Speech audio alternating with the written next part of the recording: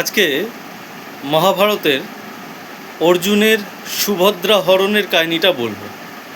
এই কাহিনীর কিছুটা বিশ্লেষণ আমার নিজের মতো করে আমি বলবো, এবং যে কাহিনীটা মহাভারতে একদম লেখা আছে সঠিকভাবে সেটাই বলার চেষ্টা করব।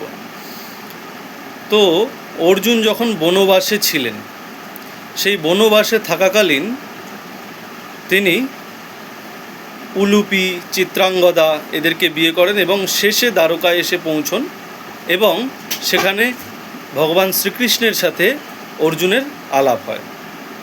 তো অর্জুন এবং বাসুদেব কথা বলছেন, এবং তখন সুভদ্রা সেখান থেকে যাচ্ছেন, এবং অর্জুনের মনোভাব কৃষ্ণ বুঝতে পারলেন।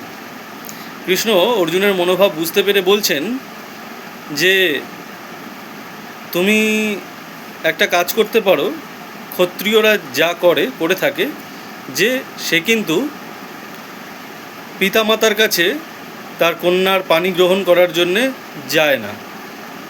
তারা বিরচিতভাবে, এবং স্বয়ম্বরেও যাওয়া কিন্তু ঠিক না। কেননা মেয়েদের মন যে কোনো সময় পরিবর্তিত হয়ে যেতে পারে।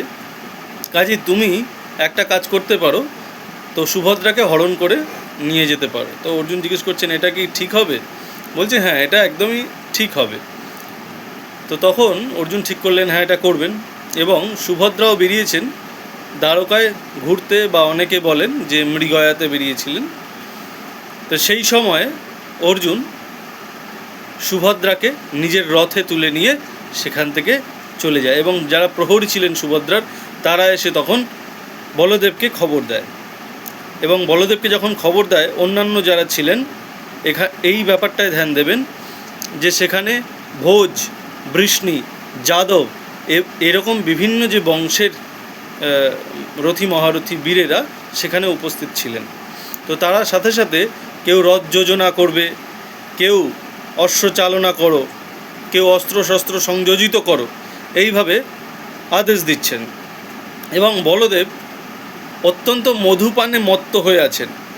দেখুন, ব্যাপারটা বোঝার চেষ্টা করুন। এখানে তখনকার রাজনৈতিক প্রেক্ষাপট, এইখান থেকে আপনারা কিন্তু বুঝতে পারবেন যে গণতন্ত্র সেই আদিম যুগের ভারতে কিভাবে বলবৎ ছিল।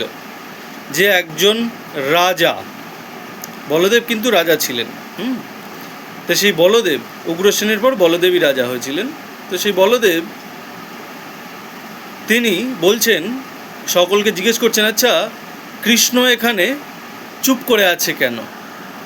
কৃষ্ণ মৌন অবলম্বন করে আছে, সে কোনো কথা বলছে না। সে তার কথা না শুনে যদি কোনো কাজ করি, তাহলে সেই কাজ কিন্তু নিরর্থক, সেই কাজে কোনো ফল হবে না। কাজেই আমরা সবাই আগে কৃষ্ণের কথাটা শুনে নিই, সে কী বলছে।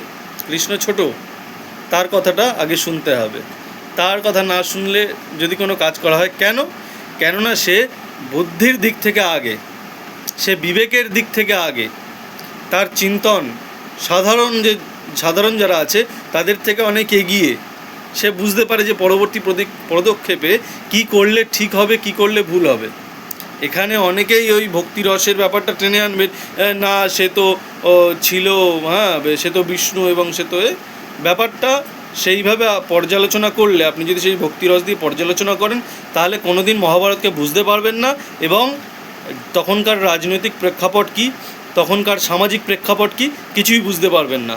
আমরা মহাভারতকে ইতিহাস হিসেবে বিবেচনা করব, এবং ইতিহাস হিসেবে বিবেচনা করেই তখনকার প্রেক্ষাপটটা বোঝার চেষ্টা করব, এবং সেই উদ্দেশ্যেই আমরা এগোচ্ছি।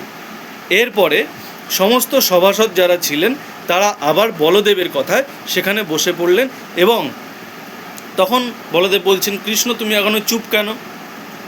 তুমি কি দেখতে পাচ্ছ না যে অর্জুন এখানে একটা পাষণ্ডের মতো কাজ করেছে? সে সুভদ্রাকে নিয়ে এখান থেকে পালিয়ে গেছে, আমাদের মাথায় পদাঘাত করেছে, সে তার কি ব্যবস্থা করতে হবে বলো। তো তখন কৃষ্ণ বলছেন যে অর্জুন কিছু ভুল কাজ করেননি। অর্জুন 3টে কাজ থেকে বিরত হয়েছেন। কি কাজ? প্রথম হচ্ছে, তোমাদের টাকা পয়সা, ধন দৌলত, উপটৌকন দিয়ে তিনি সুভদ্রাকে কিনতে চাননি। তিনি স্বয়ংবরে গিয়ে সেখান থেকে নিতে চাননি, এবং পিতামাতার সাথে কথা বলে সে সুভদ্রার পানি গ্রহণ করতে চায়নি। ক্ষত্রিয়রা যেমনভাবে একটা মেয়েকে বিবাহ করতে পারে, ক্ষত্রিয়রা যেভাবে পারে সেইভাবে সে করেছে। এবং তুমি অর্জুনকে কখনোই ছোট বলে মনে করো না, এতে আমাদের বংশের মর্যাদাহানি হয়নি। এই অর্জুনের সাথে মহাদেব ছাড়া আর কেউ যুদ্ধে পেরে ওঠে না।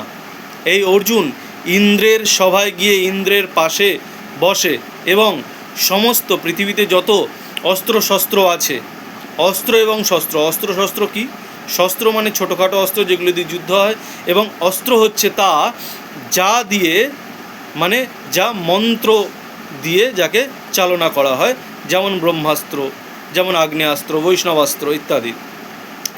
তো সেই মন্ত্র এবং সেই অস্ত্র এবং শস্ত্রের বিজ্ঞ এই অর্জুন, এবং সে কঠোর সাধনা করেছে, কঠোর তপস্যা করেছে, তারপরে গিয়ে সেই জায়গায় পৌঁছেছে।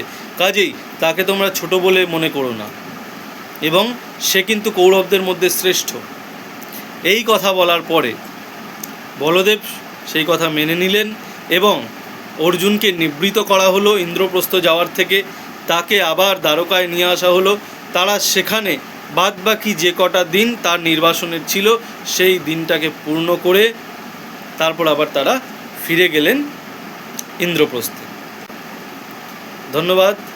মহাভারতের এরকমই কিছু তখনকার দিনের রাজনৈতিক প্রেক্ষাপট, তখনকার সামাজিক যে বিশ্লেষণ, এইগুলো যদি ভালো করে জানতে চান তবে অবশ্যই আমার সাথে যুক্ত হন, ফলো করুন, লাইক, কমেন্ট, শেয়ার অবশ্যই করুন।